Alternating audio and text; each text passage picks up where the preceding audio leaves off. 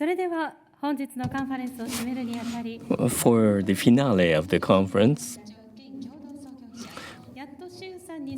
we have the reappearance of Yatsu, co-founder and executive chairman of Animoca Brands, and we have Joy Ito. Hi again. So there were a lot of conversations today. One of them, that just to pick up where we left off, was, I think that it seems like all the stars are getting aligned, right? So we have, the Prime Minister saying Web3. We've got the city of Shibuya saying let's go, and we had a lot of entrepreneurs who want to come here and want to be here. I mean, like we've talked about this a little bit, but like what would be to you the sort of top things that you'd like to see Hirai-san and Hasabe-san change? I mean, because you've been doing business in Japan for a while. I mean, what would be the big unlocks for you? Well, I think we need the market to improve. But that aside, that's actually a good time when it's actually a little sort of less expensive. But I think one of the biggest concerns that we would have, as there's a distinction when there's money to be made. There's going to be good players and bad players, right? Mm-hmm. And not so much necessarily if people are worried about regulation, we should look at regulation as really a way to clarify market questions. It's not so much, or if you're not regulating, at least indicate what are good practices and what are bad practices. Mm-hmm. Because there are really two kinds of distinctions, or perhaps, let's call it bad behavior. One of them is clearly the ones who just want to sort of, take advantage of customers because they can be anonymous, people don't understand the technology. And then the other ones that are doing it innocently so. They have great ideas, but they don't have understanding as to what is a security, for instance. They don't understand whether this is legally possible, right? Those are the examples. Clarity in this construct will allow people to enter the world of NFTs in a way that they know what can and cannot be done. Mm-hmm. And this also gives clarity to the consumer as well, who's using it knowing, you're doing it the right way or you're doing it the wrong way. For instance, why do people do KYC? Is it important? What is the threshold? What happens to the money that you're collecting? Is it in custody, or is it being, is it only going to the treasury of the company? When I have governance rights, what is the expectation of good governance? Mm-hmm. What does it mean, for instance, in terms of a community have decentralized autonomous organizations? Mm-hmm. If there's only maybe 10 holders, right, and it's not that decentralized, how do people know how to analyze that? What do you disclose?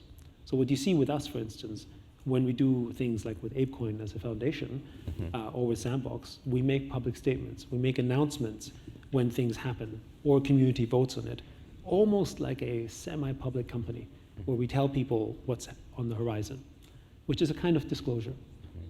Does that mean, for instance, that if you're in this kind of business, maybe you need some kind of training? Maybe you need to go through a course.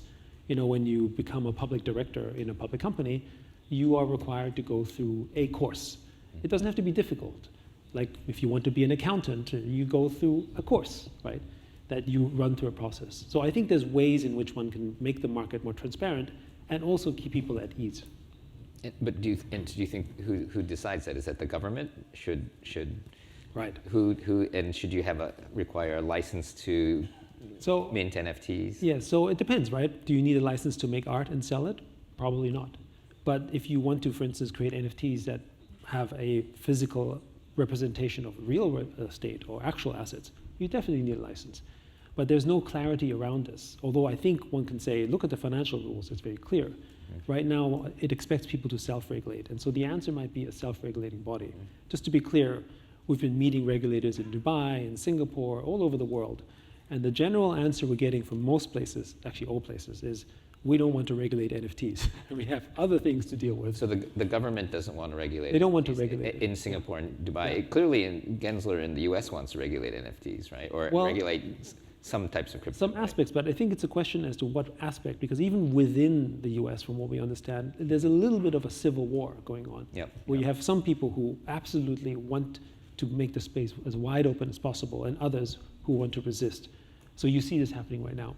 So I think the point here in this is that I think positive regulation is a positive stimulus. Negative regulation, however, can set you back, right?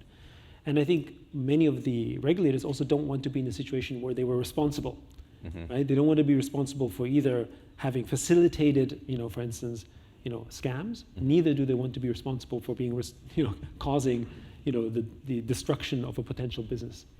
So one thing that has been told to us a few times, which we may look at now, is self-regulatory bodies, which is becoming more and more standard as a way to create industry practice and to engage with the regulators around the world to let them know, what we think is a good practice, and over time educate. So and I think the industry a global.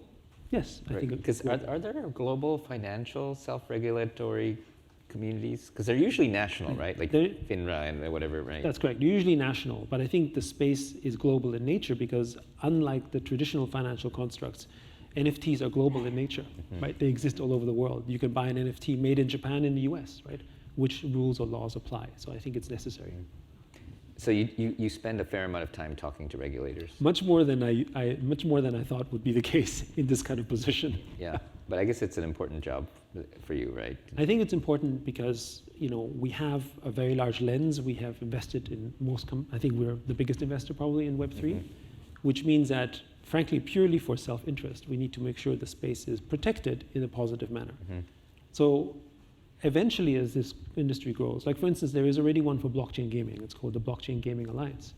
And Seb, who is the co-founder and COO of the Sandbox, he's actually the chairman of the Blockchain Gaming Alliance. And that's an example of a body that looks to sort of create best practices for industry standards for blockchain games. But there's not one that really covers NFTs as a whole, because normally NFTs are put in the same blockchain bucket, but it's not the same. Yeah. They're different. And do the regulators engage with the association, and do they treat you like a self-regulatory body? No, they treat us more as, at the moment, for the time being, they treat us more as, in the beginning, like as curious objects. It's like, oh, this is interesting, right? And then now I think they recognize that NFTs are here to stay. So this has been the shift as well. A few years ago, it was like, don't talk to me about NFTs. It's an anomaly. Who knows? I don't care. We have other things to deal with, like specifically with cryptocurrencies as a whole. Fungible tokens has always been the focus. But lately, regulators definitely know that this is important. They understand it's not going away.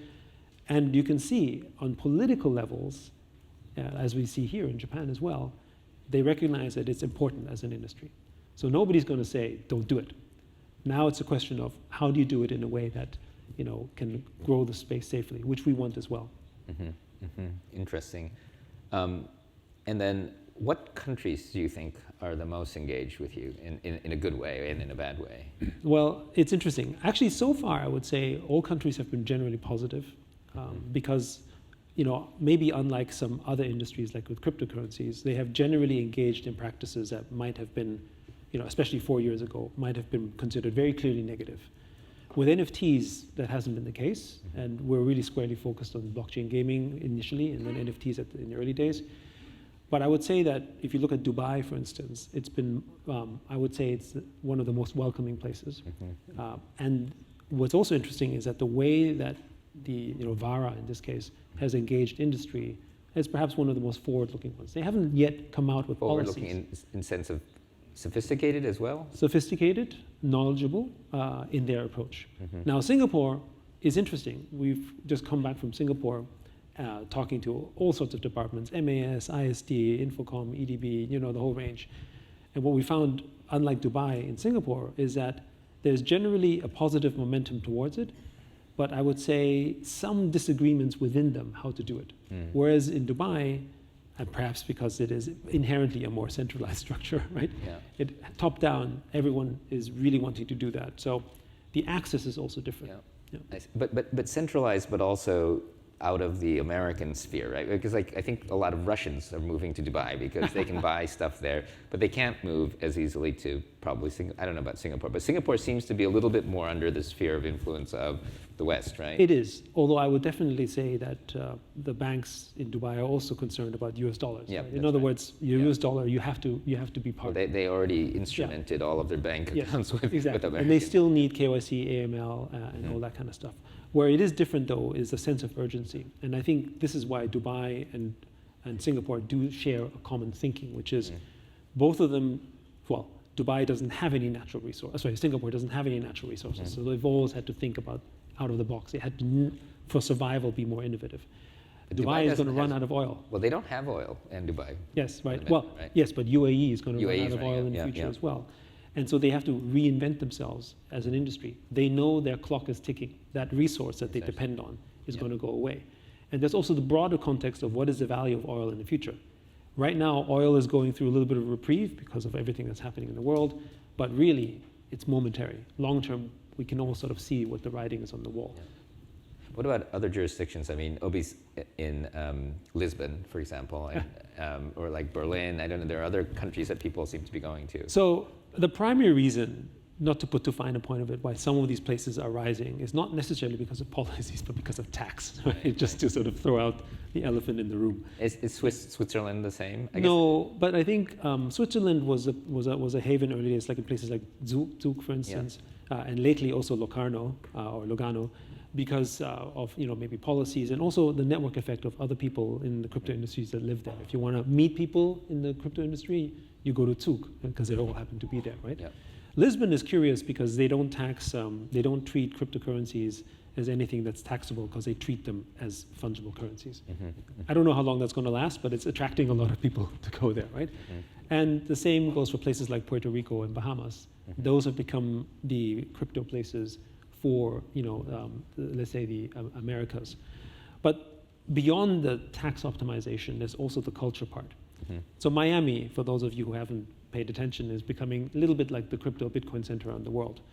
But what's interesting, it's not because it's for any particular tax benefits, or maybe it's because policies are perhaps a little more liberal. It's because all of the people from South America, Spanish-speaking communities, are basically centered around Miami for quality of life. And the way that we look at Miami is a little bit like the Hong Kong or Singapore of South America. And why is it relevant? It's because South America is actually a place that has high education, generally sort of, high technical skills, but very unstable currencies. Right. Generally, governments that in many cases struggle with their economies. So where do they go? They go to Miami. So it's the point in which they can have that stability, but then they go back to their home countries, and then they have crypto, Right. and they work in that environment because it's more stable than their actual national currencies or national economies. Interesting. I mean, we were talking earlier about trying to get Web3 entrepreneurs to Japan, but do you think that, because I think that Japan may soon get to a place where the taxes aren't crazy. I think some people here know, but in Japan, for companies, at the end of the year, unrealized gains, so gains from the appreciation and value of cryptocurrencies, you have to pay tax on even if you don't sell, which is a non-starter for DAOs, DeFi and stuff. But if those change, but the tax rate is still like Japan level, do you think that entrepreneurs could come if they have the culture part? Yes. So first of all, I think Japan has a few things going for it, outside of the fact that it's a great place to live. You talk to many people around the world, and they rate Japan or Tokyo as one of their favorite places in the world, right? Language aside, it's a place people want to be in, right? And so I think that's a good one. But tax rates or tax optimization matters. It's not just related to crypto, it's also related to entrepreneurship in general. For instance, the construct of equity. If you receive shares in a company and it's valued a certain amount, in some jurisdictions, I'm not sure about Japan, but in other ones, you get taxed on the value of your shares, even if they're unrealized. And value of shares of companies can go up and down, which means on top of the risk of building a business, you're also asked to take a risk on the sort of potential realization that may not happen, which basically then discourages further engagement in the space. And in the past, businesses, entrepreneurship and innovation is the one thing that's perhaps most critical for the growth and success of any nation, and that hampers it. So I think with blockchain and crypto, it's the same. That's interesting. I mean, yeah, entrepreneurship has always been challenging in Japan, and I think that, but it is interesting. I think Obi-san was saying that a lot of young people are being activated, and young people in Japan are very different. I mean, I think there was a survey I saw a little while ago. I think it may have been Nikkei that showed that until this Gen Z, basically, everyone for the most part wanted to own land, but that's for the first time flipped to where the majority of 20-somethings don't want to own land, which is kind of pretty fundamental. And I think there's some fundamental value shifts going on. And I don't know if you see in other places. I think there's also something different about the Japan construct versus call it a Hong Kong or like a different construct, right? In Hong Kong, actually young people also want to own land. They want to own virtual land, but they also want to own physical land. Yeah. Because physical land in Hong Kong has proven to be a good long-term asset allocation, whereas in Japan it has less so, right? Unless you own land in Tokyo or something, if you own land in the village or the countryside, generally speaking, it hasn't done so well. And so there is less of a desire to put money into that. In fact, where do you put money as a young sort of a person that you can feel like that's safe? Our generations, or perhaps our parents' generations, were able to put money in a bank account and receive 10% interest just for putting money in, right? Today, if you get 10% interest, we think it's crazy. It's like, what is this? This is impossible, right? And yet that was the kind of financial benefits that our parents were able to receive. That's why they trusted the financial systems as they are, because they benefited from it. The younger generation doesn't have that. You put money in, not only might you have negative interest rates, you also have inflation, so the value drops. So why would you ever do that? So those are the things that are changing in this generation. So one has to adapt for that, and blockchain and crypto has been one such answer. And what's interesting also with these younger people, and I find myself more and more this way, is they don't think in dollars and yen, they think in ETH, right? And there's like the bankless movement of just trying to live without ever having a bank account. And the fact that that feels doable and rational is very much a different mentality from young people. So I feel like for many young people, crypto doesn't feel like a volatile, crazy asset. It feels like actually the safe place to learn how to be financially literate. So my oldest son is working now, and he does receive fiat from his job, but he only wants it all in ETH. So he's constantly sending it to his mother and say, please send me ETH. Right? He doesn't want anything else, because what's interesting about this is that, particularly for the people who are more privileged, this idea of let's call those sort of if you look at Maslow, or if you look at sort of basic needs, older generations required these basic needs. So we looked at where we lived, food that we had. These become very important things. So we've treasured that. But many of our children don't have to necessarily, particularly probably everyone in this room, doesn't have to worry about living, doesn't have to worry about food, doesn't have to worry about the kind of things that our past generations of children would have to worry about.